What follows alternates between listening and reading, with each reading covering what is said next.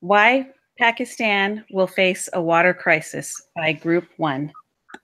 Prior to the partition, British India had created large canal systems and channels for irrigation.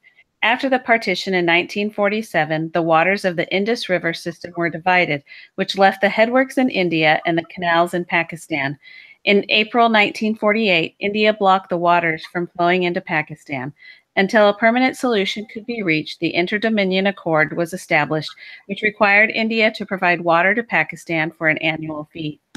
With the advice and financing from World Bank, Indian and Pakistani engineers tried to come to an agreement on how to divide or share these waterways between the two countries. Due to political differences, they were unable to come to a resolution.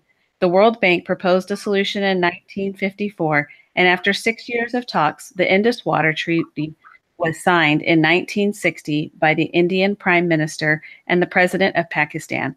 To date, it is the most successful treaty of its kind. When a large area is irrigated, surface area temperature is cooled and surface pressure increased. Irrigation makes a significant impact on Pakistan's water supply. Having a sufficient and effective irrigation system is fundamental in the development of Pakistan's agriculture sector, a significant driver of the country's economy.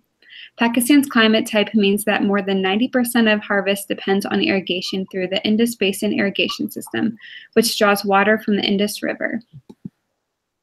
The three main irrigation methods used in Pakistan are canals, tube wells, and wells.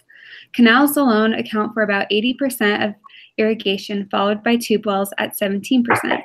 Only 2% of the irrigated areas is watered through wells. These methods play a significant role in the solution of water issues for Pakistan. As Pakistan continues to implement these methods more often, it will increase their water supply. Is the real conflict within Pakistan itself due to disagreements and lack of trust between provinces? The accord is an agreement on the sharing of water between the provinces. Each province has issues with the agreement and feels they are not getting the allotted amount of water for their area. The biggest problem is the accord has flaws due to the lack of clear rules for water distribution. The data collected to determine water distribution is done with prejudice, and the provinces do not trust each other to share information. The CCI is the court of law that resolves power sharing disputes between the federation and provinces. There is a national water policy that has been pre-approved by all the provinces in 2003. It has been delayed by the review of the newly created Ministry of Water Resources. It still awaits approval today due to the removal of the Prime Minister by the Supreme Court in July 2017. The surrounding countries have figured out their water situation, and Pakistan has been waiting for over a decade. The CCI finally met on Monday, February 2018, and the national water policy was still not discussed. Pakistan is one of the most water-stressed countries in the world, but their economy depends on an efficient use of their water supply. This will ensure that the economy tied to agricultural, shipping, and population supply will be viable for Pakistan's growing needs. 22% of Pakistan's gross domestic product comes from the agricultural sector, employing 45% of their workforce, while approximately 95% of Pakistan's water is used for agricultural.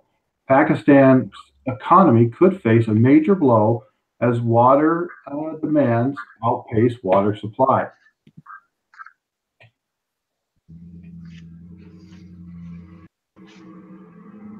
Hang on, everything froze. Sorry, guys. All right, we'll need to start over. I'm so sorry. My whole computer froze. Oh, shoot. I had everything. Hang on. I got to get back.